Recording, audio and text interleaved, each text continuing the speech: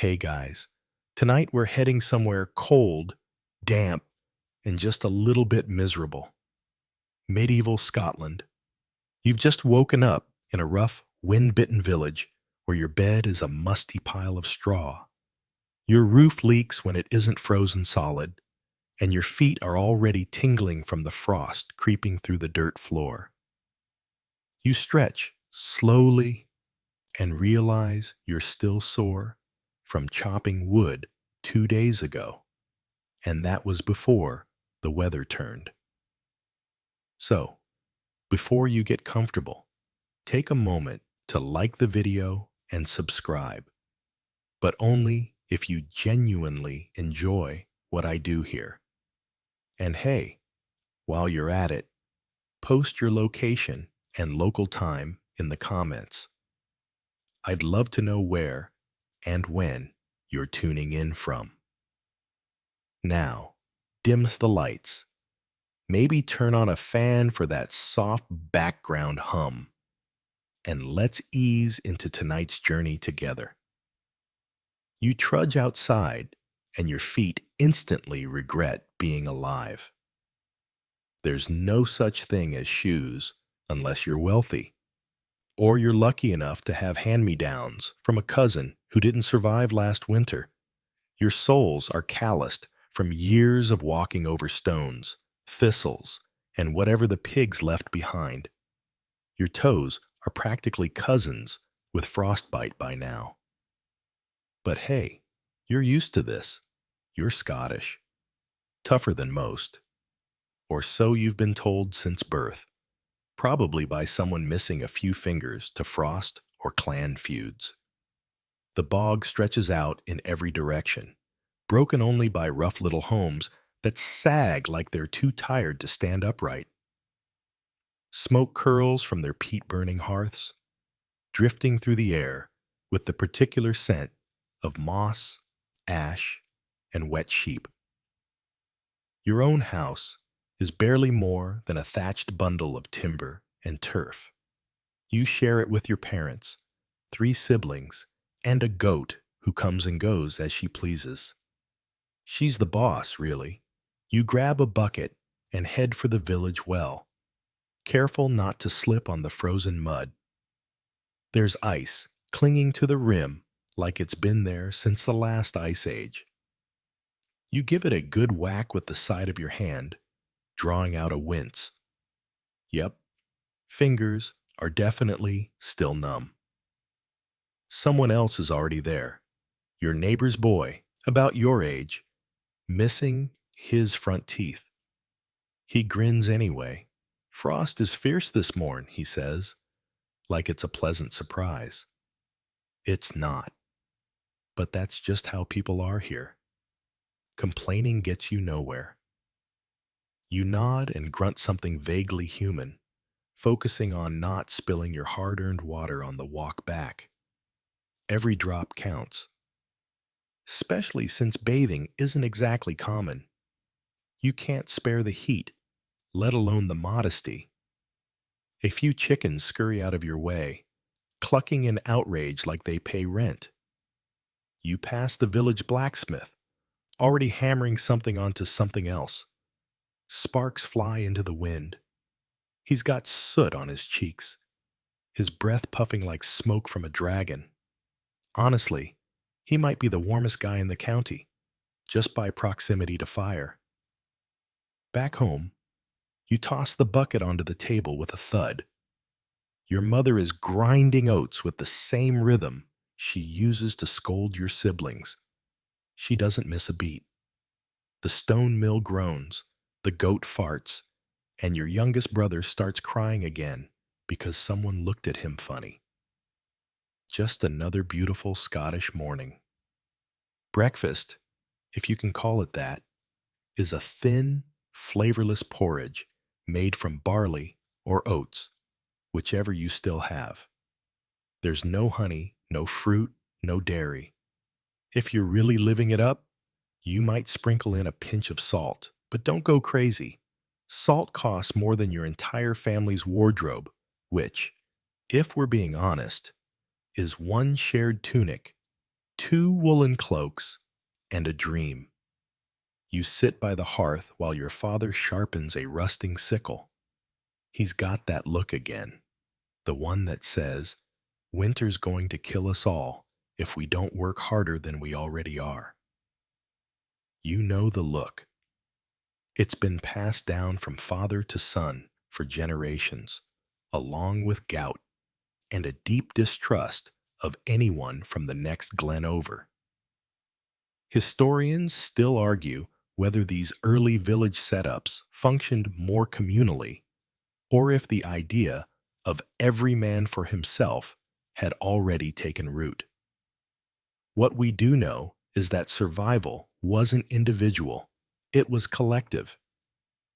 If your neighbor's roof caved in, you helped. If someone's pig went missing, the whole clan scoured the hills. Not out of generosity, because if they die, you might be next. Solidarity by necessity. You help carry firewood inside, mostly damp bracken and peat. It smells earthy and rich, like the forest floor itself. But don't be fooled. It smokes more than it burns, so now your home's interior looks like a Viking barbecue gone wrong.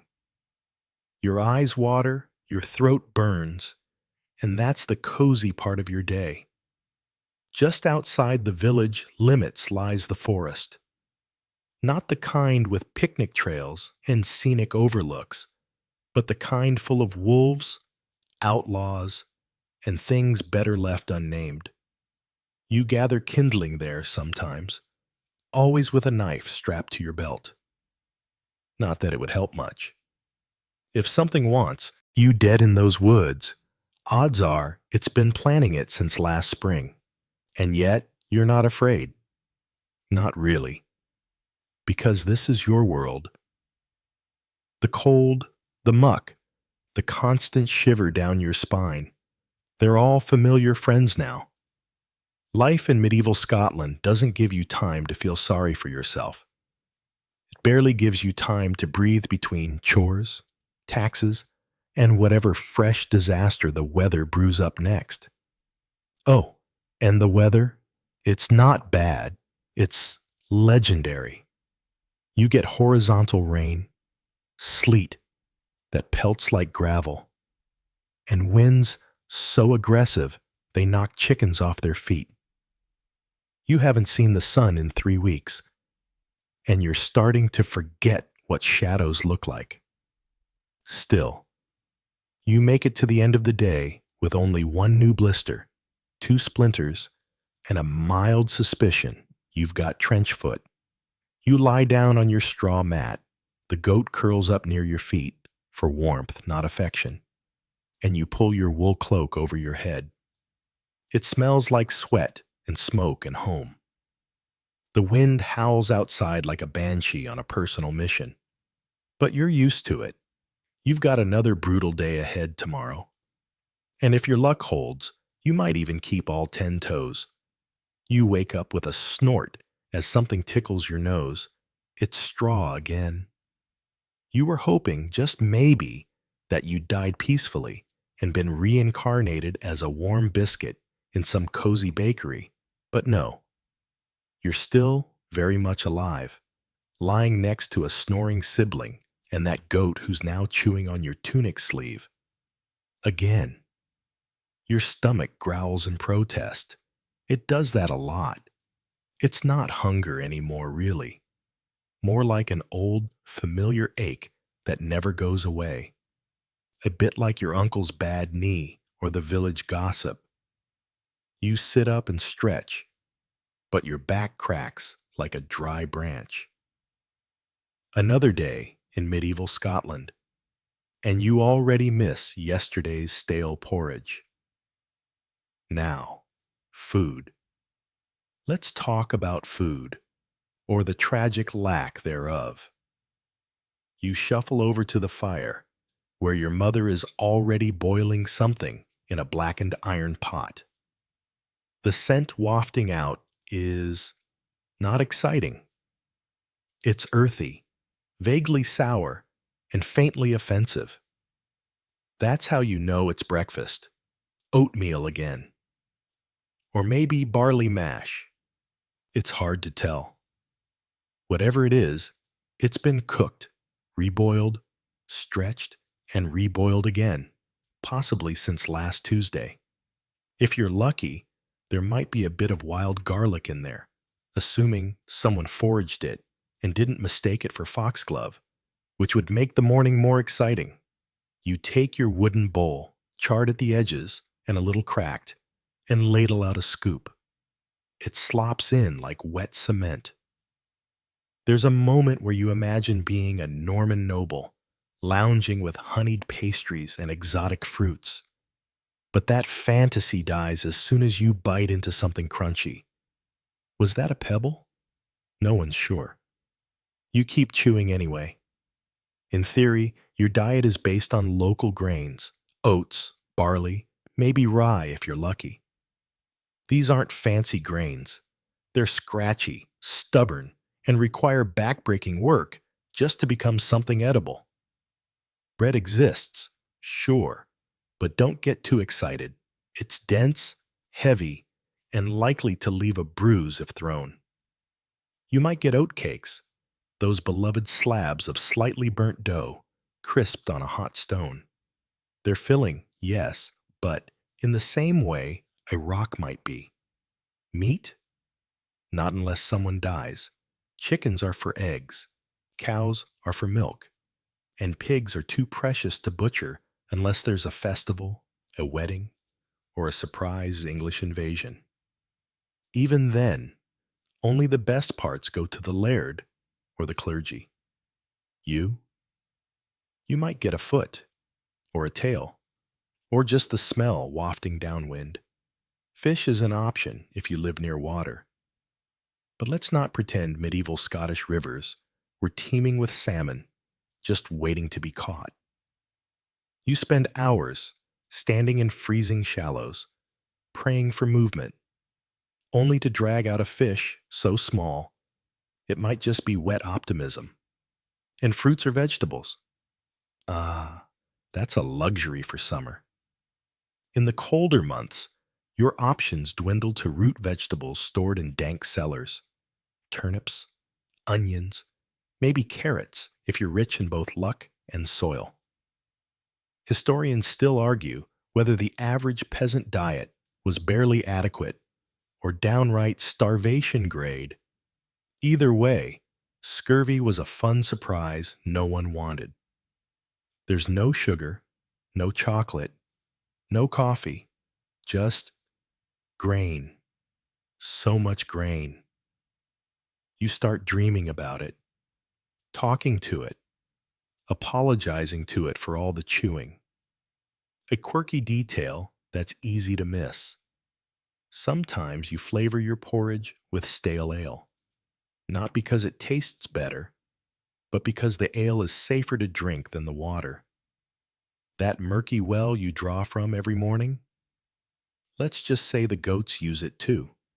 Filtering isn't a concept yet. You're basically relying on don't die as your main health plan. Lunch, if it exists, might be more of the same. You wrap it in a cloth if you're working in the fields.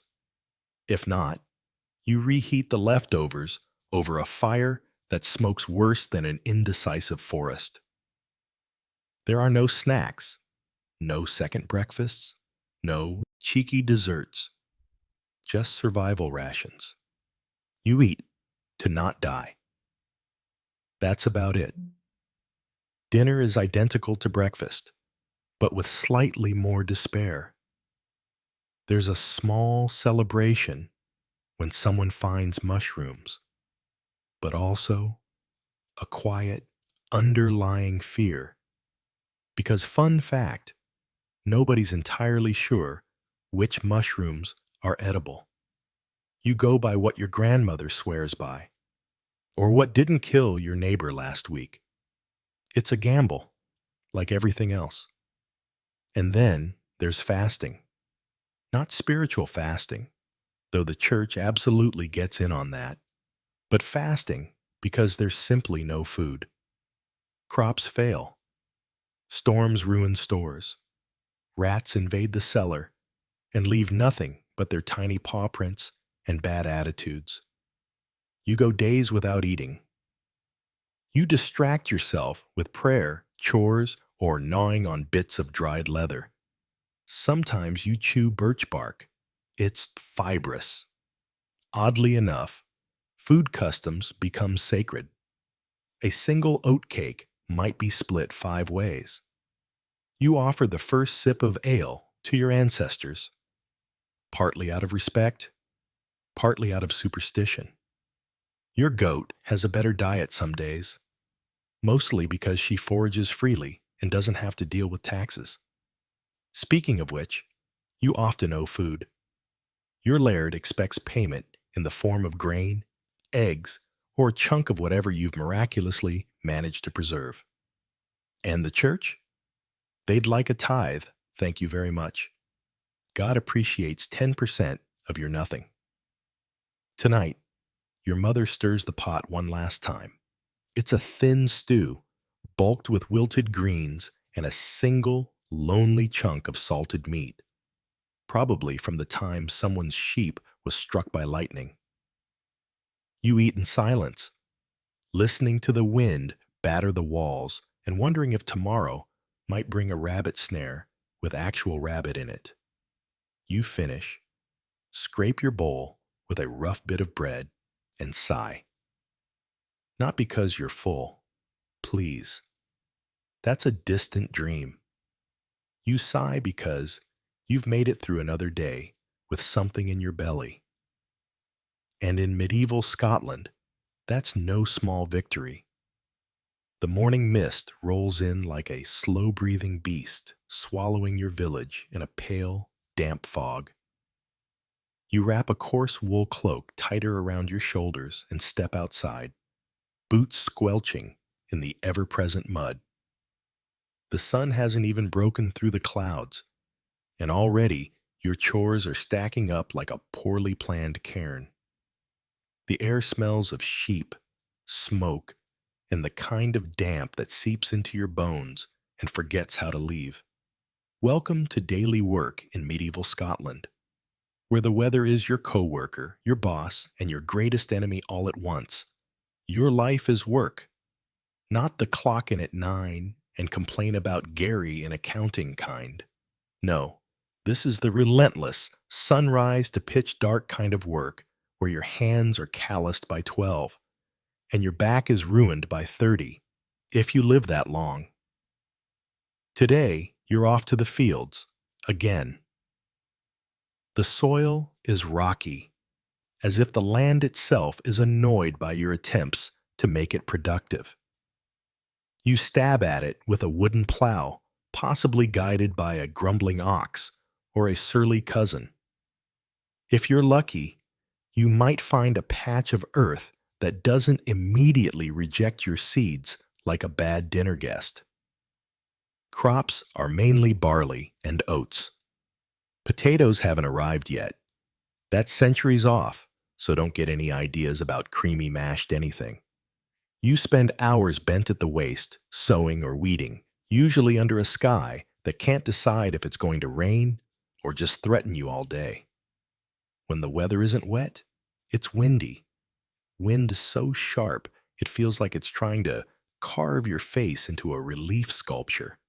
And it never stops. It whistles through the trees, the cracks in your cottage, and somehow your cloak, even when you're wearing 3 layers and a sheepdog. In summer, the work is endless.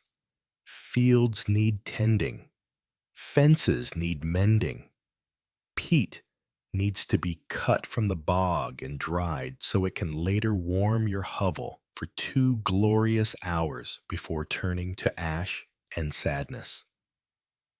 You fetch water, haul firewood, and scrub clothes with rough soap made from animal fat and lye. You start to envy the nobility, not because of their jewels, but because they probably don't have cracked knuckles and moss in their shoes. In winter, work shifts from grueling to downright desperate. You're mending everything: tools, clothes, roofs, because nothing new is coming. There's no store to pop into. If you need a new shirt, someone has to spin wool, weave it, cut it, and stitch it by hand. Spoiler: that someone is probably you or your sister, hunched by the hearth with bleeding fingers. And let's not forget the animals. They're not just companions, they're co-workers too. You feed the chickens, shovel dung, and try to convince that one sheep to stop eating everything. Herding is an all-day affair. You walk for miles to find decent grazing, only to have the herd scatter like it's a game they enjoy. That old joke about herding cats? Whoever made it clearly never met Scottish sheep. There's a quirky tradition in some regions where kids would bleach wool by laying it in snow. It's less effective than it sounds, and more about superstition than science. But it gives you an excuse to lie in the snow and pretend you're doing something useful while secretly napping under the guise of wool watching. You try to make the labor bearable with songs. Rhythmic, repetitive work songs passed down for generations. Some are cheerful, others sound like a banshee with a sore throat. But they keep your hands moving and your mind from drifting too far toward dreams of soft chairs or warm pies. And all this work? It's still not enough. Because much of what you grow, catch, or build doesn't belong to you. The local laird demands his cut. That means your best grain, your healthiest livestock, and sometimes even your labor. He might summon the entire village to help build a new wall or a bridge, and you have no say in the matter. It's part of your duties, which is medieval for "you're doing this for free or else." Historians still argue whether this system was exploitative feudalism or a necessary structure for survival. But one thing's for certain: it sure didn't benefit you very much. Occasionally, you catch a break, like when a fair or holy day pauses the grind. But those days come with church services, extra duties, or community feasts where you're too exhausted to enjoy yourself. It's less rest and more slightly different kind of work with bagpipes. Even going to the local mill to grind your grain involves effort. You haul sacks of barley on your back or by cart, stand in line for hours, and then pay the miller a portion of your yield as payment. You'd be mad, but the miller has a massive hammer and a penchant for quoting the Bible. So you just nod politely and leave with slightly less flour than you came with. By the time the sun dips behind the hills, you're covered in mud, sweat, and hay, and your feet feel like they've walked to Norway and back. You limp home, legs trembling, knowing tomorrow will be exactly the same. Maybe worse, if the cow's still in a mood. You collapse near the fire and stare at the ceiling. Not because there's anything to see, but because lying down is a joy all its own.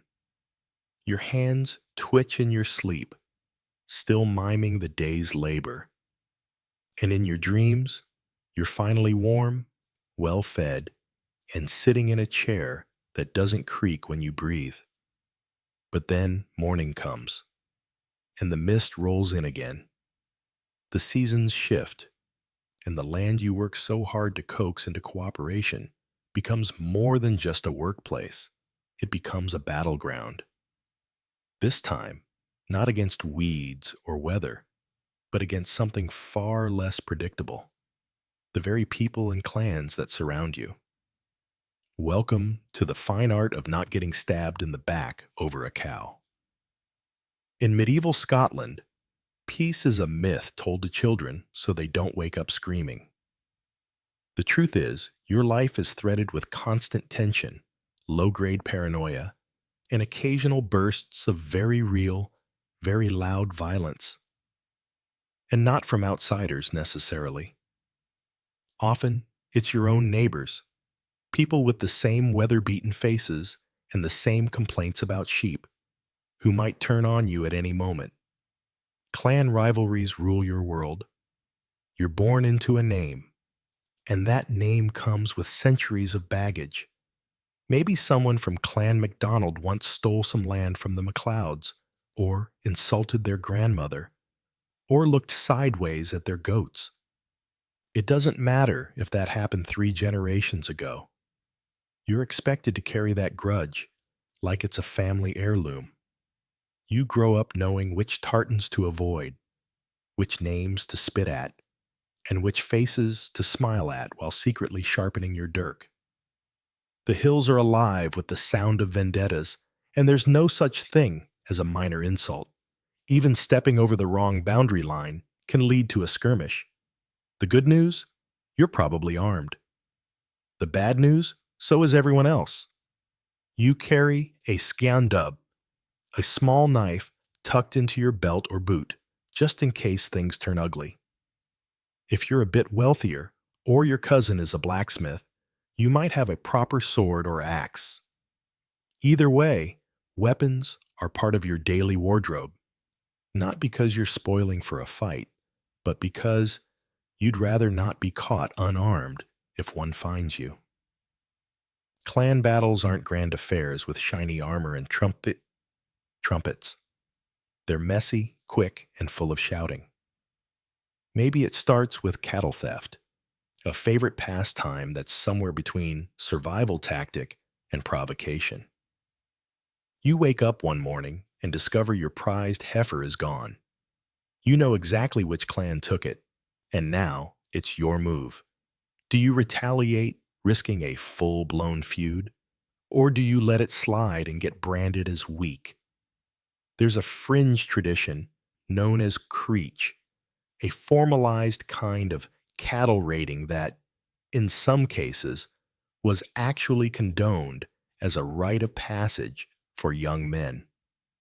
Nothing says, "You're a man now," quite like stealing someone's livelihood in the dead of night and sprinting down the glen with angry farmers chasing you. Historians still argue whether these raids were acts of war or simply part of the economy.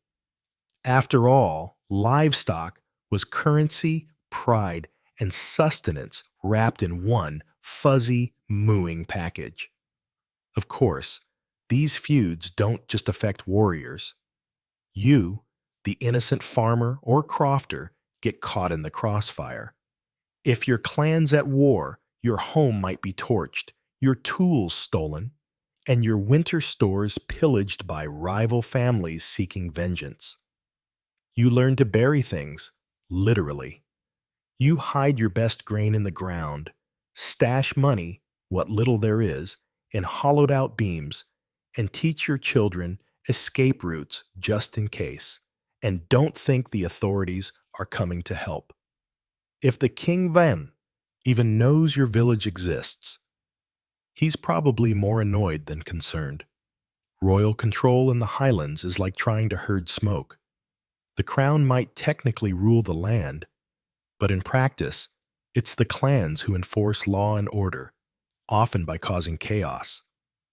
The local laird might try to keep things under control with a band of armed retainers, but more often than not, he's just as involved in the feuds.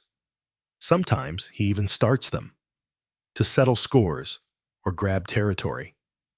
And when that happens, you're expected to grab a spear and join the fight, whether you're ready or not. If you refuse, well, suddenly you're the traitor. Your family might be cast out, your land seized, or worse, your name sullied in the clan's oral history. There's nothing quite like being immortalized as the one who wouldn't fight during a drunken fireside tale that lasts 4 hours. Even alliances within clans are fragile. Marriages are often political tools, designed to ease tension between families until they don't. You might be promised to someone you've never met because it prevents your uncle from having to duel his neighbor. Romantic, right?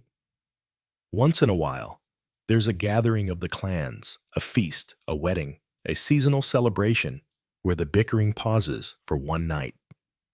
These events are loud, chaotic, and soaked in mead. You eat until you can't move. Try to remember who you're allowed to speak to, and dance with a level of cautious optimism that the music will drown out the sound of any nearby daggers being unsheathed. At these feasts, you trade stories, some true, some wildly exaggerated, about battles fought and bravery shown. Maybe you even exaggerate a little yourself. Say, that time you stood your ground during the cattle raid of Glen something or other. Sure, your part in it was mostly hiding in a bush, but who's counting? But always, the peace is temporary. Clan politics are a delicate stew of honor, blood, and grudges. And the minute someone pours too much salt into that mix, it all boils over. So, you stay vigilant. You learn to sleep with one eye open, keep your valuables buried, and nod politely at everyone, just in case. Because here in medieval Scotland, surviving your daily grind is one thing. Surviving your neighbors is another story entirely. The sun barely peeks over the misty moors as you trudge out to the fields again. But today, the heaviness in your limbs isn't just fatigue, it's hunger. Not the kind you joke about before supper, but the kind that twists in your belly, makes your thoughts slow, and your legs shaky. Because in medieval Scotland, famine isn't just a bad year, it's a recurring house guest with terrible manners, and it doesn't knock before barging in. Let's be clear, you're almost always a little hungry. Your diet is plain, predictable, and seasonal. Oats, barley, leeks, turnips, and maybe a few apples that survived the frost. But when the harvest fails, and it does regularly, it's not just about skipping seconds. It's about watching your stores dwindle while the winter winds sharpen outside your door. The medieval Scottish climate is moody at best. The growing season is short, and the soil, in many areas, is about as forgiving as a bag of rocks. You depend on what you can coax from your patch of land, which isn't much to begin with. One heavy frost, one soggy summer, and your entire year's food plan disintegrates.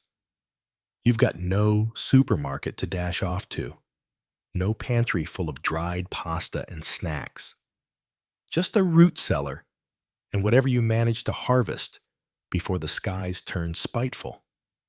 So, when the food runs out early, and it always seems to run out early, you do what you can.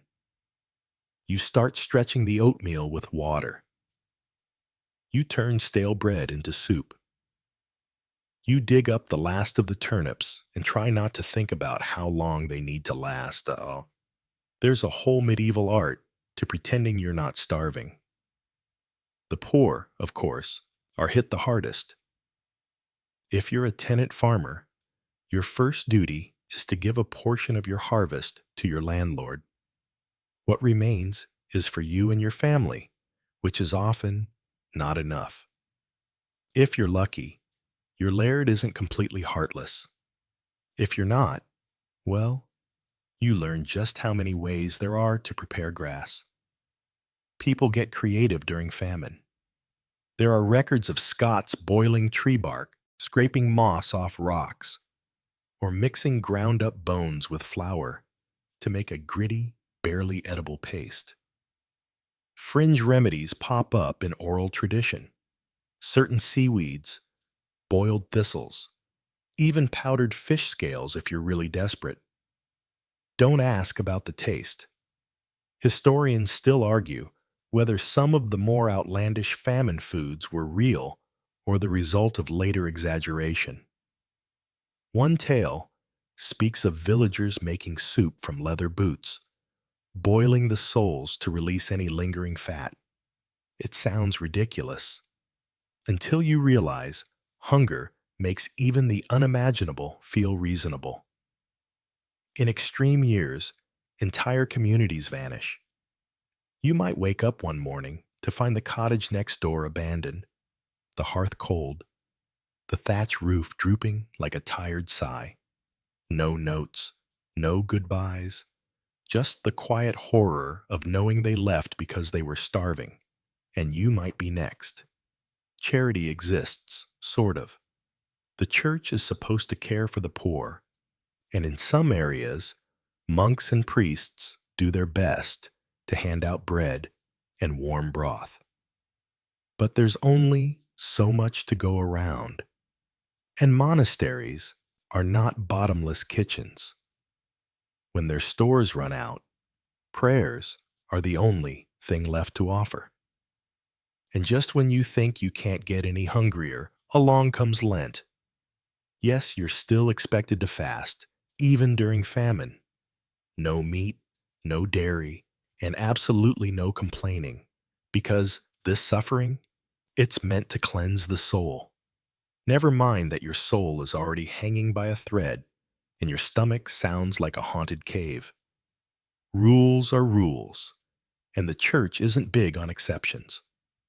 To make things worse, famine often walks hand in hand with disease. Weak bodies are easy prey. A bit of spoiled grain, say, infected with ergot fungus, and suddenly your neighbors are twitching, hallucinating, and dying in ways that no one quite understands. Bread that bites back. Just another medieval surprise. Sometimes, famine sparks unrest. You hear whispers of villagers rebelling, stealing from storehouses, raiding livestock pens under cover of night. You might even join in. Desperation makes cowards brave, and stomachs louder than conscience. Still, you do what you can to avoid that spiral. Maybe you tighten your belt, count your stores again, and whisper hopeful lies to your children about the feast you'll have soon. You barter, beg, or sneak into the forest looking for berries or rabbit tracks, but not too far into the woods. Because while famine is a known threat, the forests of medieval Scotland hold other dangers: wild boars, hidden pits, or worse, strangers who are just as hungry as you. Winter becomes a countdown of meals, a slow waltz with starvation. Every bite you save might be the one that gets you to spring. Every time you go to bed with an empty belly, you hope you'll still wake up the next morning. It's not all grim. Some years are better. Some seasons offer a bumper crop, and your granaries groan with grain. You'll pickle cabbage, dry meats, and hang herbs in smoky kitchens. There might even be a festival or two, with songs, dancing, and steaming bowls of stew.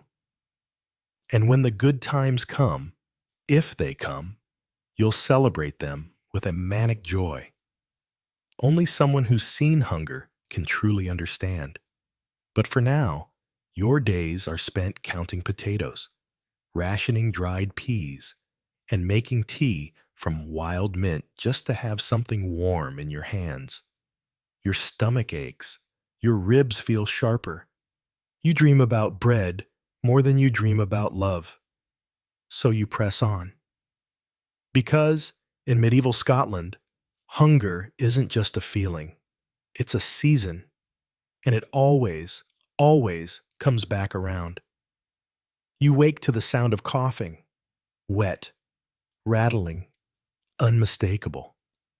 It's your younger sister again, huddled under a rough wool blanket, her face flushed with fever. You've heard this sound before. It's always a bad sign. In medieval Scotland, illness is everywhere. Not the kind you shake off with orange juice and a day in bed, but the kind that arrives fast, lingers long, and often doesn't leave. Your village is a petri dish of shared air, shared water, and shared misery. There's no concept of germs, of course. People talk instead of bad humors, curses, or divine punishment. If you get sick, it's either your fault, your sin, or your rotten luck. Let's start with the basics. You don't know what sanitation means, but even if you did, it wouldn't help much. You draw your water from a nearby stream or a shallow well, which also happens to be where your neighbor dumps his waste when he's feeling lazy. Bathing is rare, not because you're lazy, but because clean water is hard to come by. And hot water is basically a luxury reserved for feasts, baptisms, and the occasional symbolic scrub. Soap? If you're rich. If you're poor, it's just cold water, and maybe some sand if you want to get fancy. Diseases spread like gossip, fast, juicy, and often fatal. One child coughs, and by the end of the week, half the village is hacking up a lung. The culprits are the usual suspects: dysentery, tuberculosis, pneumonia, and of course, the plague. Scotland didn't escape it. Bubonic outbreaks roll through like bad weather, turning skin black and bodies stiff in hours. The Black Death alone wiped out a third of Europe, and the Scots got their share. Your local doctor isn't quite what you'd expect. They might be a barber surgeon with more experience pulling teeth than curing fevers, or a village wise woman who treats everything with a mix of herbs, boiled roots, and whispered prayers. Sometimes their concoctions help: a bit of yarrow tea for fever, willow bark for pain. Sometimes it's worse: leeches, bleeding, or being told to sleep with a dead toad under your pillow. Standard procedure. Historians still argue whether medieval medicine was more placebo than practice, or whether it had real empirical roots in herbal traditions. Some treatments worked, after all, by accident or design, and many of those herbs are still used today. But for every soothing chamomile poultice, there's also a folk remedy involving powdered snail shells and horse urine. So, yeah, worse still is the fear. People don't understand disease, so they fear it like a demon. Sickness becomes shameful, suspicious. If you're too ill, you might be accused of harboring a curse, of being touched by the devil, or of bringing down God's wrath on the village. Some are cast out, forced to wander the forests and moors with a cough and a curse for company. Quarantine isn't a policy, it's a panic.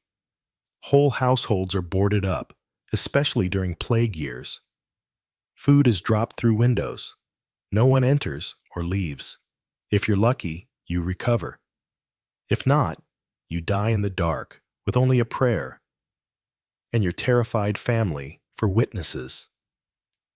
Children rarely make it to adulthood. You've already buried 3 siblings before their 5th birthdays. A fever, a chill, a bad tooth. That's all it takes. And childbirth? That's a gamble for both mother and child. Midwives do their best, But complications often mean death, and there's no one to call when things go wrong. There's also no concept of mental health. Depression, grief, or strange behavior, those aren't medical conditions. They're melancholy, madness, or signs of demonic possession. People who act strangely are mocked, feared, or worse. Sometimes they're locked in a shed. Sometimes they're drowned to test for witchcraft. You're not completely helpless, though. The monasteries sometimes run infirmaries, offering basic care, warm meals, and prayer. If you can get to one, and if they'll take you in, you might find some relief. And your village healer, for all her quirks, knows which leaves can soothe a stomach ache and which mushrooms will make it worse. There's even a peculiar sense of resilience. You grow up expecting to fall sick. You build a tolerance for suffering, for waiting out your symptoms with a blanket, a wooden bowl of broth, and the faint hope that you'll feel better by sunrise. And when you don't, you bear it. Because what choice do you have? Laughter, oddly enough, helps. You and your neighbors tell dark jokes, rib each other about catching the church cough, or coming down with the Highland chills. You joke that if the soup doesn't kill the germs, the cook's breath will. It doesn't cure anything, but it lightens the air, even if that air is thick with the scent of damp straw and unwashed socks. There are whispers of cures from afar, miracle relics, healing wells, even foreign spices that can banish illness. But those are for the wealthy or the desperate. You stick to what you know: a hot drink, a warm fire, and the vague hope that tomorrow will be better. Still, you watch the sick with wary eyes. You learn the signs, how the color drains from their skin, how their breath shortens, how they stop speaking and just stare. You keep your distance, even from loved ones. A cruel habit, but necessary. Your own survival depends on it. You've probably lost more people to illness than to war or wolves. Sickness is the invisible thief that takes your friends in the night, the creeping shadow you can't stab with a sword or scare off with fire. It's quiet, merciless, and always nearby. So you live with it. You learn to spot fevers, wrap aching joints, boil herbs, and hold hands through the long, feverish nights. You grieve, you heal, and then, somehow, you keep going. Because in medieval Scotland, getting sick isn't rare. Surviving it, that's the real miracle. You're coughing again, this time not from sickness, but from smoke. Thick, scratchy, eye-stinging smoke that coils around your head like a jealous ghost. That's because you're inside your home, or what passes for one in medieval Scotland.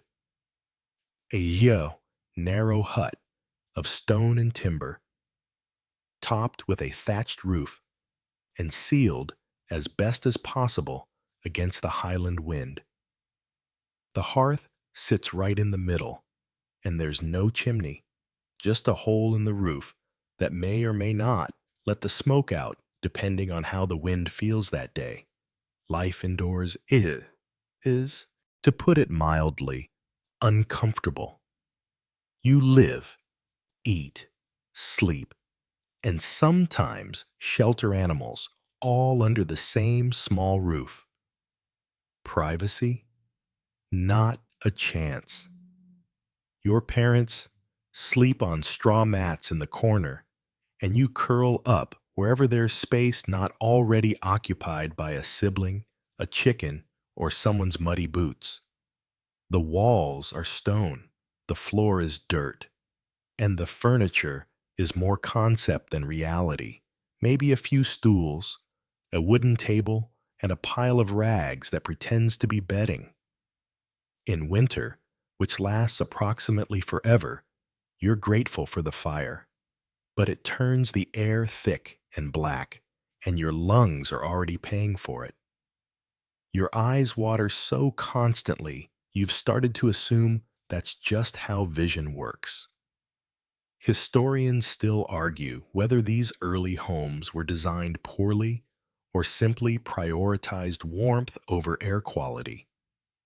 Either way, you're inhaling a medieval smog that would give a 21st century health inspector a nervous breakdown. Now, let's talk food. You're hungry. That's not a seasonal thing. That's just life. You eat when there's something to eat, and you don't complain when there isn't. Your diet is impressively bland and laughably repetitive. Oats, oats, and more oats. Maybe some kale, leeks, or beans. On lucky days, you might catch a herring or barter for a little cheese. Meat? That's a festival treat. Sugar? A myth. Your favorite dish might be brose, basically oatmeal soup. And no, it doesn't taste any better than it sounds.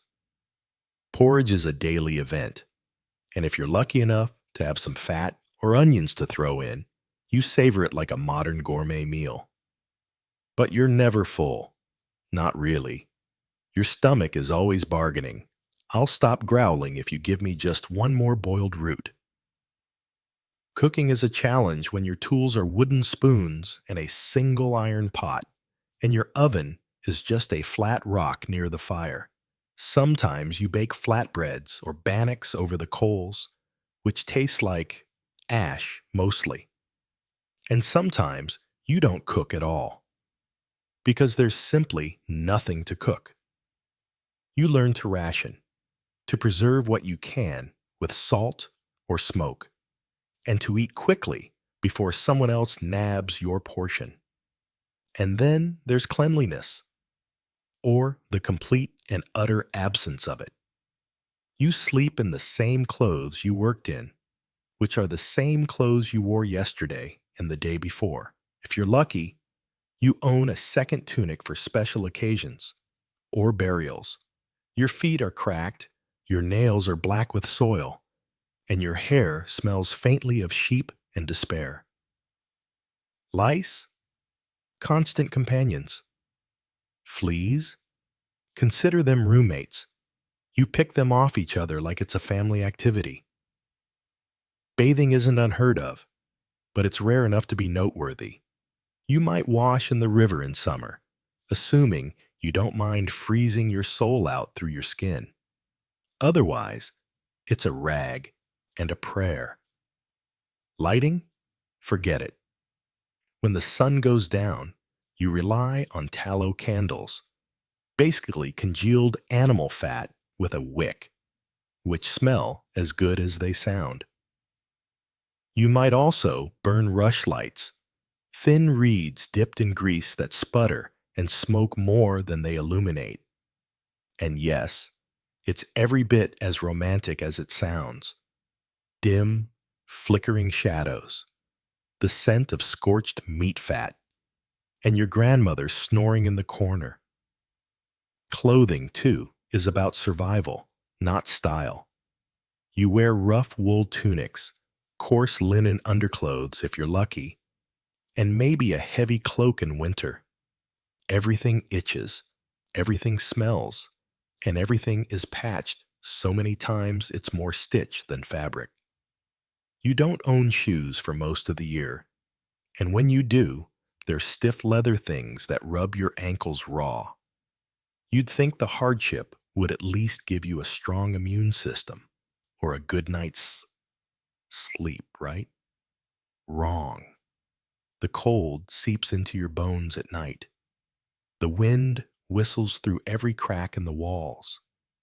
And if the baby's not crying, then the cow's bellowing or the old man's hacking up something unpleasant. You try to sleep, but it's like trying to nap during a bagpipe solo on a fishing boat in a storm. Still, you make do. You arrange your few belongings neatly: a carved comb, a wooden cup, maybe a pendant your mother gave you. You sweep the floor with a bundle of reeds. You hang your drying herbs carefully by the door. Because even in the middle of hardship, people crave order, routine, beauty, however small. And believe it or not, you laugh a lot. Your home might be smoky, your bed might be a pile of straw, and your diet might be 98% porridge. But someone always has a joke. Maybe about the time your neighbor's pig escaped into the priest's garden. Maybe about how your bread is so tough it could double as a roof tile. Humor is survival. If you can't be clean, full, or warm, at least you can be funny. You grow up fast here. Childhood ends the moment you can carry a bucket or tend a fire. There are no toys, unless you count a carved stick or a lump of clay. No books, unless you sneak a peek at the priest's prayer texts. But there are stories, lots of them. Your father tells tales of ancient heroes. Your mother sings low Gaelic lullabies while she weaves. And those stories carry you through the cold, the hunger, the boredom. They give you something soft to hold on to in a world that's mostly hard. So here you are, sitting by the fire, your eyes red from the smoke, your belly half full, your hands cracked from the cold. This is life indoors in medieval Scotland. Close, loud, itchy, and somehow, against all odds, home. Morning again, though in truth, you're never quite sure where night ends and morning begins in this land of cloud-swaddled skies and mist-thick horizons. The air outside your little stone hut is frigid, damp, and scented with peat smoke and sheep droppings.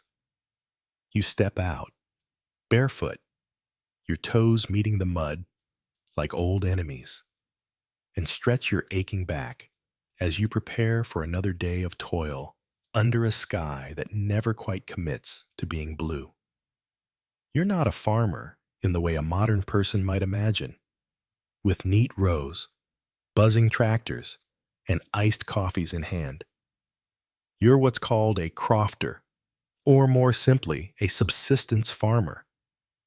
And what that means is brutally straightforward. If your harvest fails, you starve. No grocery store safety net, no freezer packed with leftovers. Just a small plot of rocky, uneven land that may or may not yield enough barley and oats to last the winter. You and your family rely on every square foot of tilled earth and every ounce of your own sweat to survive. You dig with a simple wooden spade called a cash roam, a tool that demands more from your spine than it gives in return. You hunch over for hours, rain pattering off your cloak, muscles burning, to coax root vegetables and cereal grains from soil that frankly has other plans. Farming in medieval Scotland is not exactly the Garden of Eden. The land here is stony and sour, stubborn as a mule. You wrestle with weeds, poor drainage, and a growing season so short it feels like a cosmic joke. And just when your barley finally starts to show promise, a sudden hailstorm, an early frost, or a particularly motivated rabbit can undo weeks of back-breaking labor. Historians still argue whether the average medieval Scot had any meaningful agricultural surplus at all. Most agree that when you weren't praying for decent weather, you were bartering with neighbors to patch the gaps in your pantry, trading some leeks for a few eggs, or swapping a cured rabbit for a scrap of linen. Markets were small, sporadic, and deeply local. You might walk miles with a sack of turnips on your back just to come home with a single iron nail. But oh, when the harvest fails, it's not just a bad season, it's a catastrophe. Hunger creeps in slow at first, then all at once. Your meals shrink, your limbs weaken. You find yourself gnawing old bones for the marrow, boiling nettles into soup, maybe even eyeing the family goat with a hunger that's not entirely culinary. And the scariest part, everyone around you is in the same boat, paddling slowly toward the cliff of starvation with no oars. Of course, not every day is doom and gloom. There are moments, fleeting but real, where the sun does shine, the grain does grow, and the work, though hard, feels purposeful. You feel it in your chest when you tie up a sheaf of barley with your own two hands, or when you catch the glint of dew on a just tilled field in the morning light. It's not glamour, but it's something. But field work is only half the story. You've also got livestock, if you're lucky. A few chickens pecking around your feet, maybe a scrawny cow or a sheep or two. These animals are everything: milk, wool, eggs, labor, and if absolutely necessary, meat. You treat them with a peculiar blend of affection and practicality. That old ewe might be like family, but if winter is especially cruel, well, stew is stew. And then there's Pete. Ah, yes, the joy of digging fuel from a bog. You spend hours each summer slicing sods of peat, stacking them in crumbling towers to dry. It's dirty work, cold, wet, worm-filled work. But when winter comes, howling across the moor, and there's nothing left to burn but the furniture and some broken promises, you'll be glad you did it. Peat is warmth. Peat is life. Even gathering water is a chore. There's no tap, no well outside your door. You hike down to the nearest burn, a small stream, balancing a heavy wooden bucket that sloshes and splashes with each careful step. And every drop you carry has to stretch for drinking, for washing, for cooking. Spill it, and you just gave yourself another 40-minute errand. The workload never ends. On the rare day when there's no sowing or harvesting, you're mending things, patching clothes, repairing fences, cleaning tools. If you're a woman, you spin wool into thread. You knead dough. You brew ale. You help birth lambs. You teach the younger children to gut fish. Everyone works. There is no retirement, no weekend, no long lie-in unless you're gravely ill or dead. You'd think the children might have it easier. Not a chance. As soon as they can walk, they work. Carrying bundles of kindling, scaring crows from the crops, fetching water. By 10 or 12, they're fully inducted into the hard-knock life, complete with calluses, chores, and an intimate familiarity with the business end of a cow. And when you finally stumble back into your hut at the end of the day, body soaked and fingers numb, there's no reward waiting, no warm bath, no dry socks. Just that same old smoke-choked room, the dull ache in your bones, and maybe, if the gods are generous, a hot bowl of pottage to silence your growling stomach. Still, there's pride, quiet stubborn pride. You made it through another day. You kept the land going, the animals fed, the children alive. You grew your food with your own hands, fought the land to a draw, and went to bed knowing you'll do it all again tomorrow. Life in medieval Scotland's countryside isn't picturesque. It's not noble. It's not even all that romantic, unless your idea of romance includes trench foot and oatcakes. But it's real. And if you can find a rhythm in it, a kind of hard-earned poetry in the mud, sweat, and mist, then maybe, just maybe, you won't hate every second of it. The first time you hear the clanging of metal against stone echoing through the glen, it sends a cold tremor through your spine. You pause mid-step in the fields, a bundle of rushes balanced on your shoulder, and tilt your head toward the sound.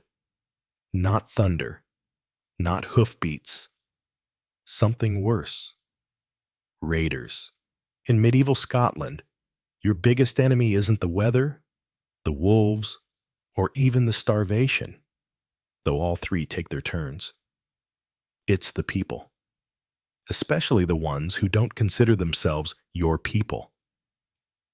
Clan warfare is as natural as breathing here, and if your neighbors happen to be from a rival bloodline, you might spend more time sharpening your blade than tilling your soil. You sprint back toward your croft, heart hammering, mud flying from your feet. You're not a soldier, but you know the drill. Hide what you can, bar the door. Get the kids under the floorboards. Pray they pass you by. Clan raids come with little warning. Maybe someone insulted someone else's uncle 3 decades ago. Or maybe it's about stolen cattle or an old land dispute. Doesn't matter. The result is the same. A band of rough men on horseback, tartan-wrapped and howling, thundering across the heather to torch your home and drive off your livestock. It's called reaving, and it's as Scottish as shortbread. Sometimes it's English invaders coming up from the borderlands looking to assert a king's claim. Other times, it's your own kinfolk, acting on some murky blend of vengeance and opportunity. Historians still argue whether these feuds were genuinely tribal in origin or just rural politics with swords. Either way, you're caught in the middle. The raiders don't need a reason to attack. They only need the confidence that no one will stop them. And since law enforcement in your part of the Highlands is essentially whatever you can enforce with your fists, justice is personal, not institutional. There are no cops, no sheriffs, just the long memory of grudges passed down like bad kilts. You might belong to a smaller clan, a sept, sworn to serve under a larger, more powerful one. That doesn't guarantee protection, but it might buy you a reprieve, assuming your overlords aren't feuding with someone particularly stabby this month. Clan politics are dense, often incestuous, and always dangerous. You never know when a cousin's marriage or a sheep's disappearance will spark a week-long bloodbath. And when raiders do descend, the brutality is swift.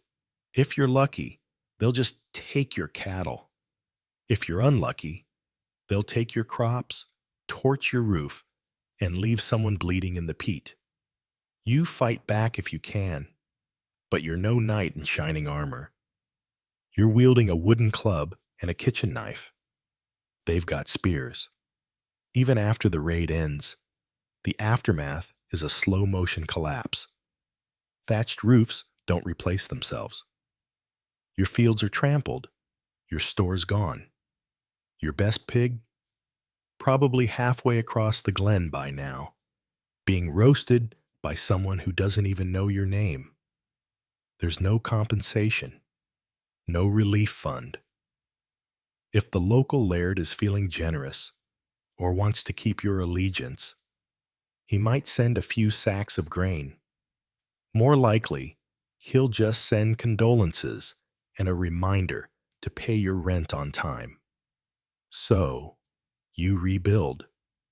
Again, you patch the roof with what you can salvage. You chase down what's left of your herd. You check the bruises on your kids and pretend they'll all heal. And then, in the quiet days afterward, you gather with others in the clan and talk about revenge. Revenge is not optional, it's cultural. There's a word for it, creech, the Gaelic term for a cattle raid. It's both an act of war and a rite of passage. If you don't retaliate, you invite more attacks. So you plan, you whisper, you scout the enemy lands. And when the time feels right, you ride out with your own grim little band and return the favor. It's not about winning. It's about balance. And the funny thing is, these aren't faceless villains. You often know the people you're fighting. Maybe you drank with one at Beltane 3 summers ago. Maybe your cousin married their cousin. It doesn't matter. Feuds run deeper than friendship here.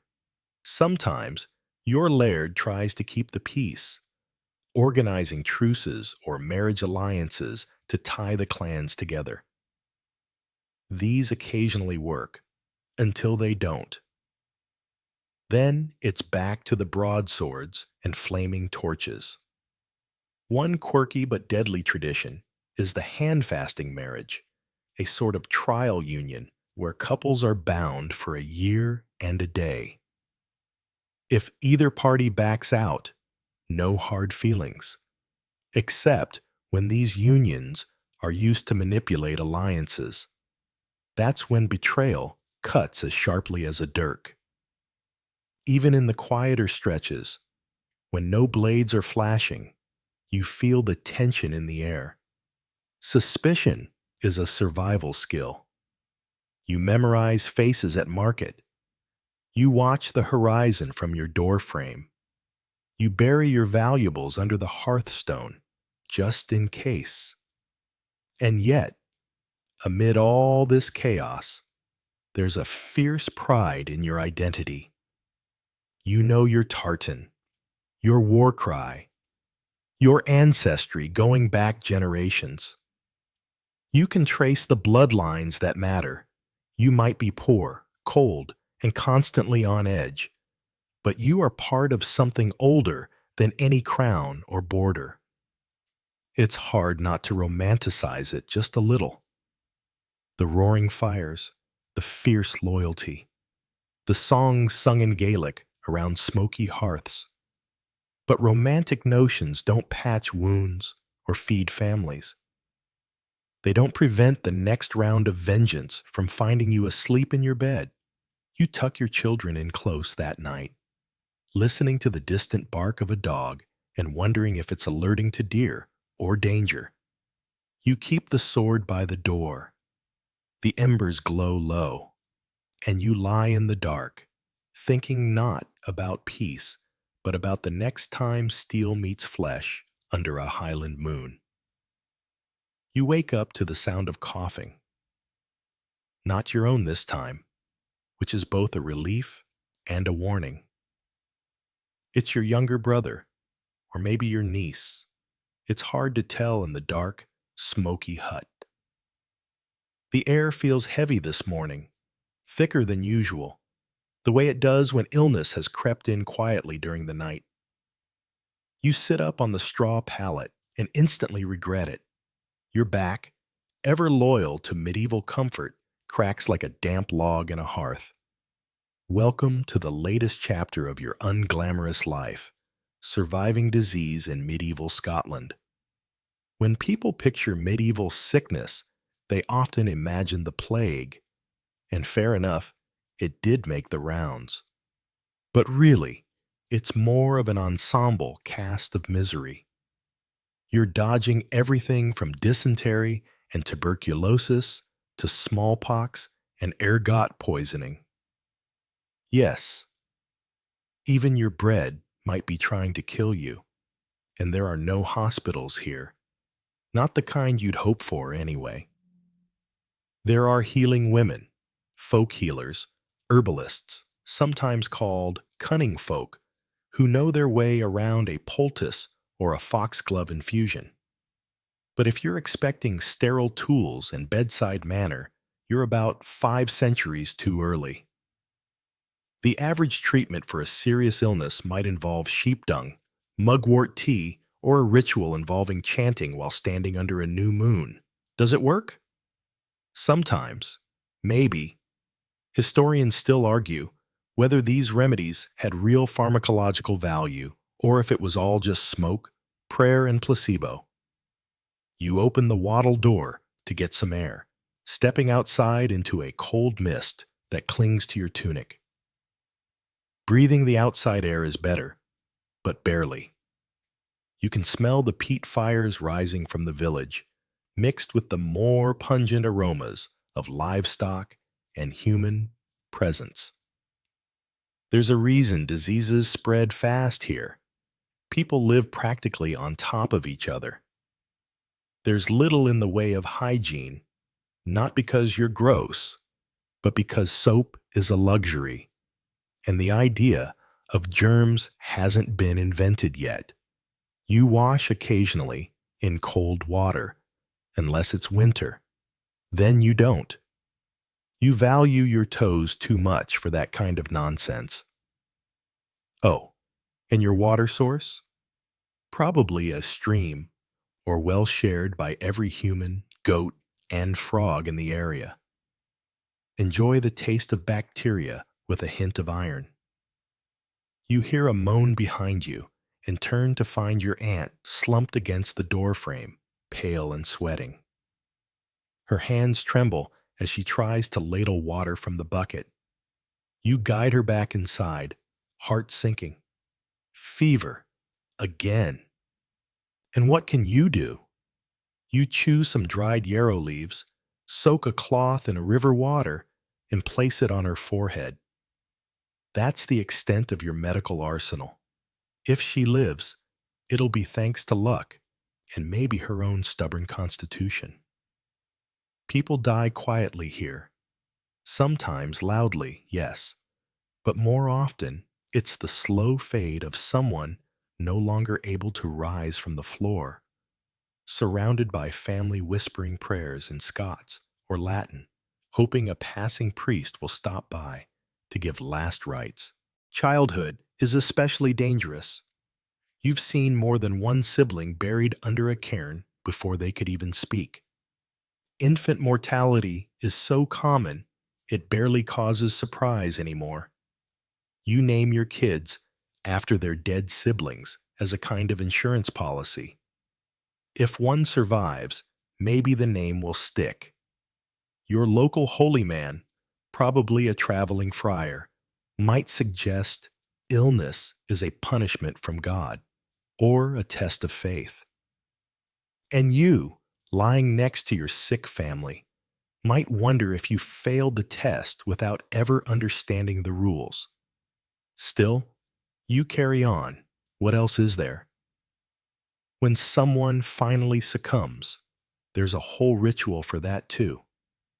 You wrap the body in linen, dig the earth with a borrowed spade, and carry them to a churchyard where the soil is hard and the stones are old. If you're lucky, there's a priest to mutter a blessing. If not, you say what you can, cover the grave, and walk home in silence. And then you disinfect the home. Just kidding. This is the Middle Ages. You sweep the straw floor, toss out any food the sick person touched, and maybe light a few herbs in the fireplace for good measure. Lavender, rosemary, or if things are really dire, bog myrtle. You open the thatch a bit to let the smoke out, or in. The airflow situation is debatable. There are old beliefs here, deep ones. You've heard whispers about the fairy mounds and how sickness might be caused by offending the Sith. the unseen folk who live beneath the hills. Some still leave offerings of milk at night, just in case. And then there are the witches, or so the authorities say. Sometimes, when illness rips through a community too fast, people need someone to blame. And a poor healer, usually a woman who knows too much about herbs, becomes the scapegoat. She's accused, judged, and sometimes removed. The irony? She was probably the only one keeping half the village alive. Witch trials haven't reached their peak yet in Scotland, but they're coming. You can already feel the fear growing like mold in the corners of every cottage. Superstition, desperation, and politics make a potent brew. You've been lucky this time. Your aunt's fever breaks by nightfall, and you thank every saint you can name. She'll live, though thinner, paler, and missing most of her strength. But she's alive. That's a win. You serve her broth made from the bones of yesterday's rabbit, herbs from your meager collection, and a lot of hope. It tastes terrible, but she drinks. Outside, the moon rises over the glen, casting everything in pale silver. The wind whistles through the stones like it's remembering something old and sad. And inside your dark, crowded home, you finally lie back on your straw bed, exhausted, filthy, grateful. You made it through another sick season. Barely. You're up before the sun today. Not because you're enthusiastic, but because the roof is leaking directly onto your forehead. You shift slightly, hoping to find a dry patch of straw. No luck. Water seeps through every inch of the thatch above you.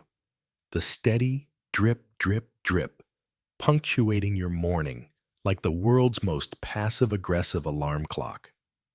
Welcome to the joys of medieval Scottish housing.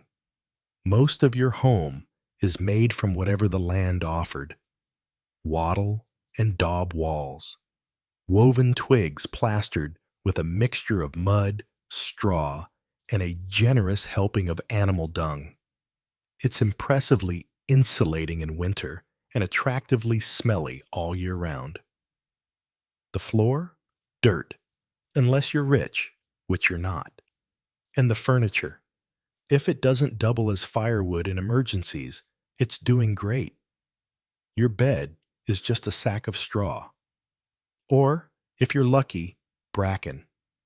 But beware, bracken can cause skin irritation and attract fleas.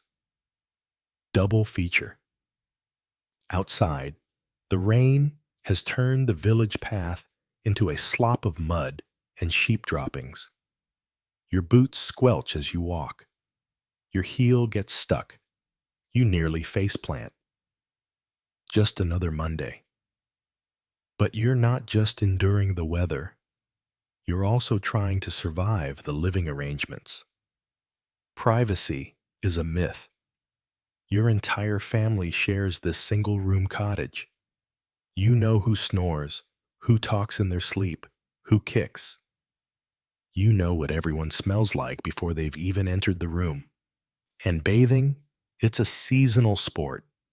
When it happens, it's usually in a wooden tub, if you even have one, filled with cold water, reused until someone draws the short straw and goes last. You might warm it with rocks from the fire.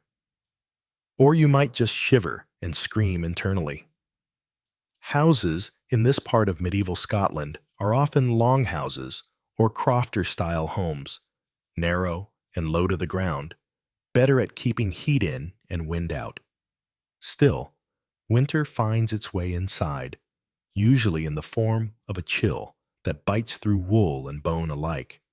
To keep warm, you huddle close to the central hearth. It's the heart of the home, where you cook, dry your clothes, and gather with family to swap stories or quietly contemplate while your toes are still numb. The smoke should rise through a hole in the roof, but sometimes it decides to stay a while, mingling with your lungs like an uninvited dinner guest. Ever wonder what it's like to breathe like a smoked ham? You're finding out. And then there are the pests. Not neighbors, actual pests. Lice are a given. You comb them out with a bone-handled comb, the kind passed down through generations like a family heirloom of suffering. Fleas. They're practically pets by now. Mice and rats live in the walls or under the floor if you're fancy enough to have wooden planks. They eat your grain, chew through your cloth, and sometimes scurry over your face while you sleep. But rats don't just steal food, they bring disease. The Black Death didn't knock politely. It hitched a ride on fleas and chewed its way through entire towns. Even now, long after the worst waves, you know someone whose cousin lost half their family in a matter of days. You've heard the stories. You've seen the fear in people's eyes when someone starts coughing. Of course, rats aren't the only roommates. Spiders in the thatch, beetles in your boots, and flies. So many flies. In the warmer months, you hang bundles of herbs over the door, hoping the scent drives them away. Sometimes it works. Sometimes it just makes your cottage smell like a disappointed salad. Still, there are moments when your home feels like, well, a home. On feast days, you patch up the worst holes with fresh straw and hang a bit of cloth over the door like a curtain. You even sweep. It's not perfect, but it's yours. And despite the damp and the smell and the accidental spider biting, it holds your family together. The hearth glows at night, casting flickering light on faces that are weathered but familiar. You share stories, some about saints, others about the mysterious lights over the moors. And when someone plays a tune on a bone flute or hums an old folk song, you remember that even this humble, leaky shack has warmth money can't buy. But still, let's be honest, the housing market sucks. Nobles live in stone keeps and tower houses, where wind whistles through arrow slits and walls are thick enough to keep out even the most persistent sheep.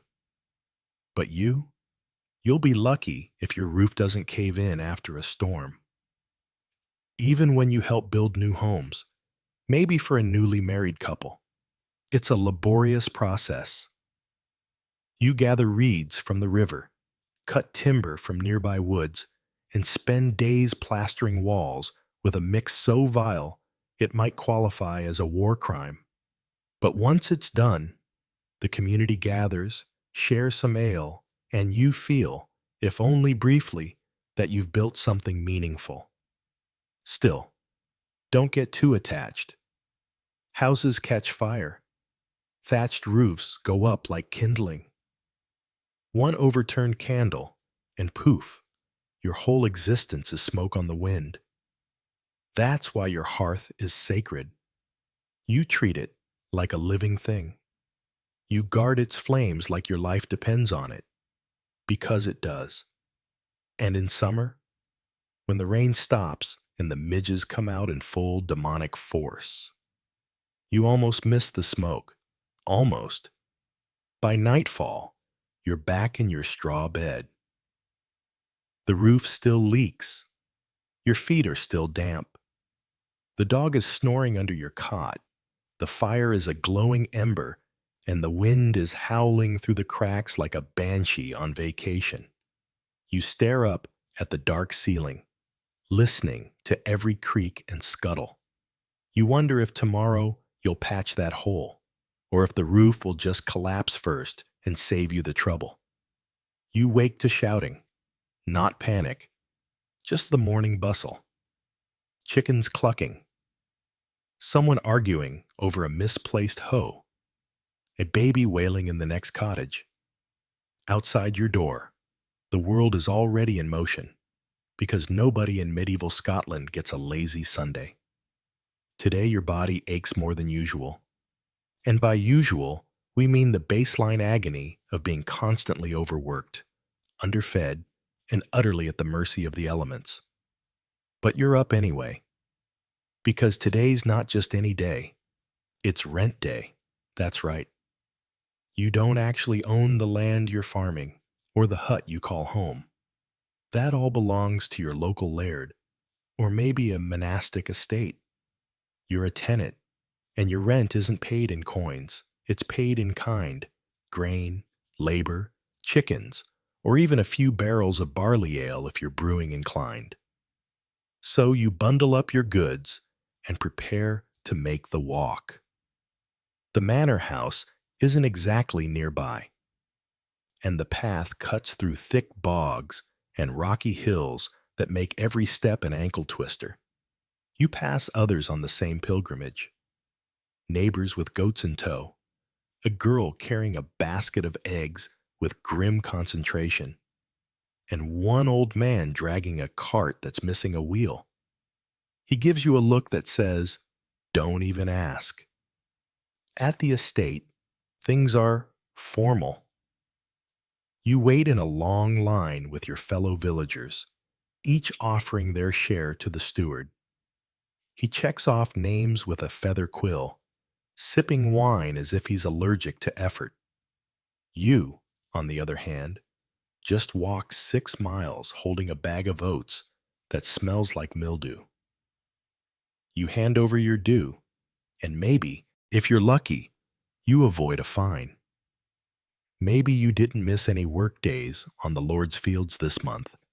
Maybe your thatch roof doesn't violate any invisible building codes only the steward seems to understand. But luck is rare, and today your grain is deemed light. He claims you've watered down your barley. You haven't. Not that it matters. You're now in arrears, which means next week you owe more, maybe double. Maybe he wants a chicken.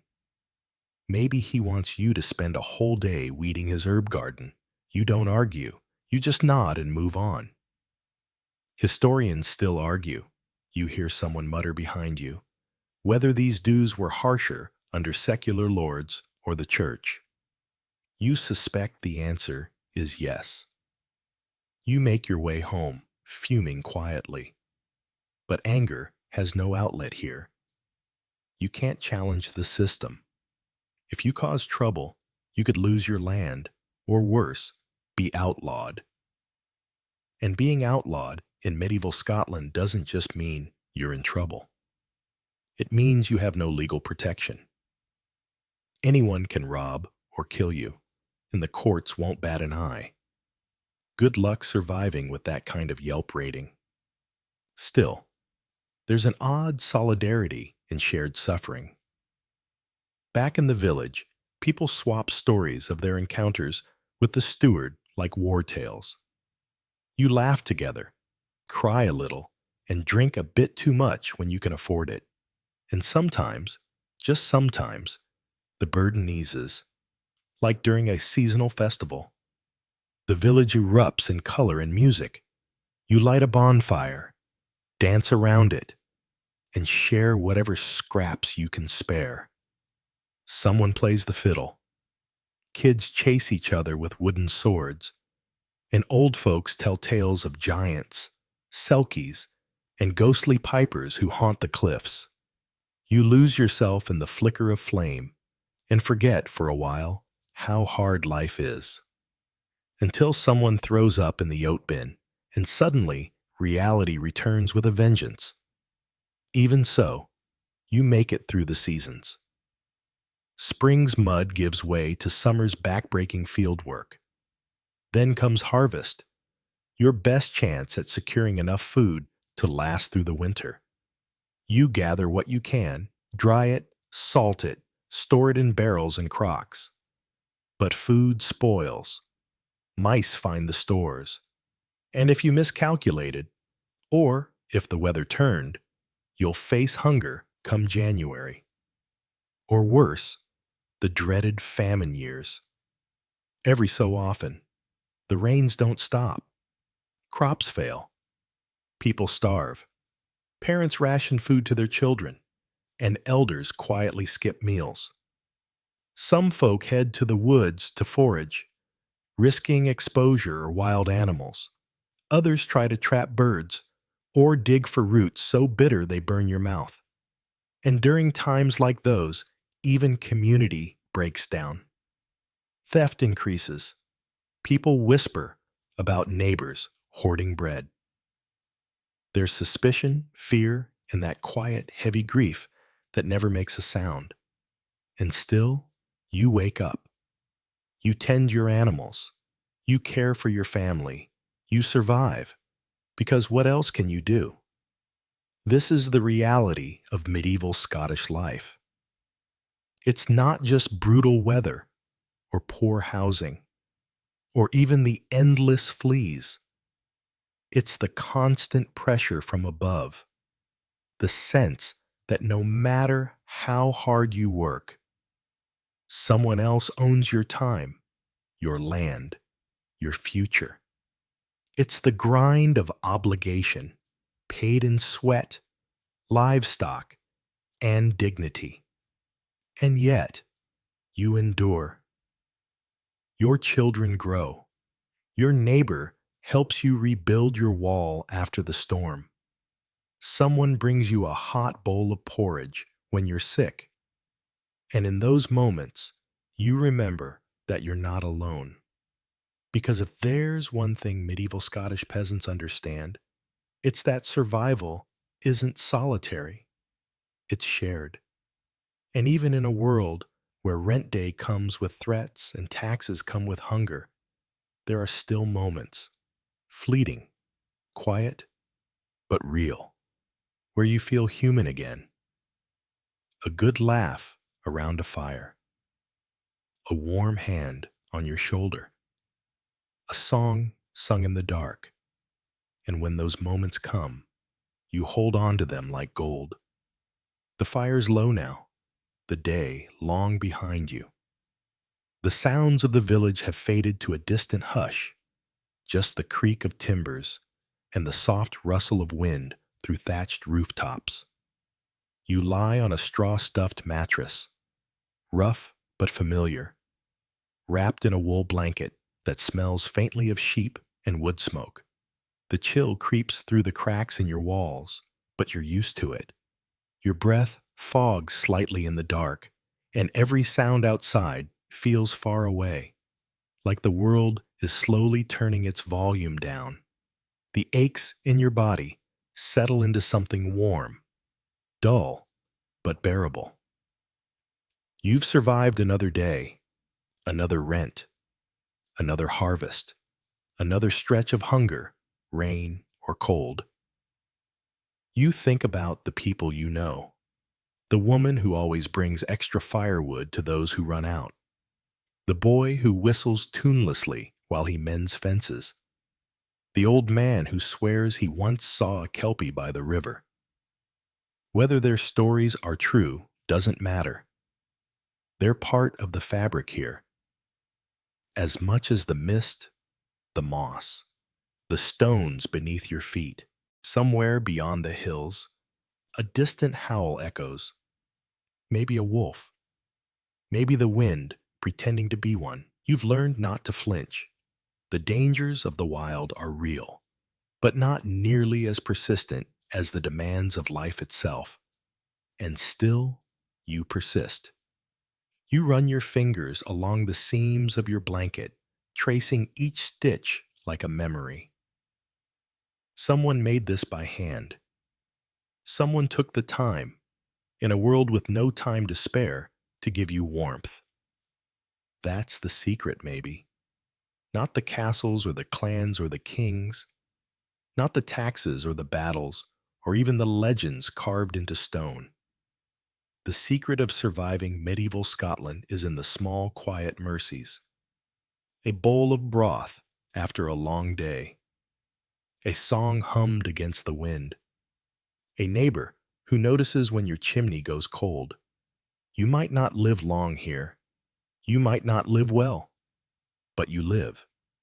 And somehow, in the thick of mud, hardship, and ceaseless labor, you find moments that feel like peace. So now, let go of the bruises, the back-breaking labor, the shouting stewards, and the muddy lanes. Let go of the hunger and the worry, and drift instead into the soft lull of this village at rest. Breathe in the scent of smoke and heather. Let the sound of the wind lull you like waves upon a loch. Somewhere, a candle gutters out, and the darkness folds gently around you like a warm cloak. Sleep, peasant. You've earned it. End of script. Sweet dreams.